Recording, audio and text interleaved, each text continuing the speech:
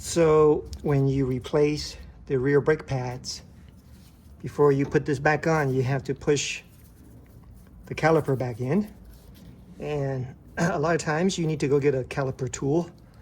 It can run anywhere between, say, $12 to $25. But if you have one of these quick grip that I have, I use this for woodworking and other things.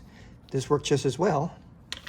So what you can do is just put the old brake pad here, and then get your quick grip on here, like so, and then just start squeezing, and it will push the caliper back in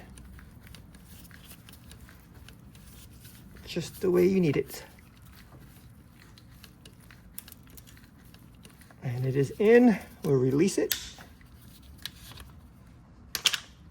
and you will see that the caliper is back in, and we can put our brakes back on. So there you go. No need for a caliper tool.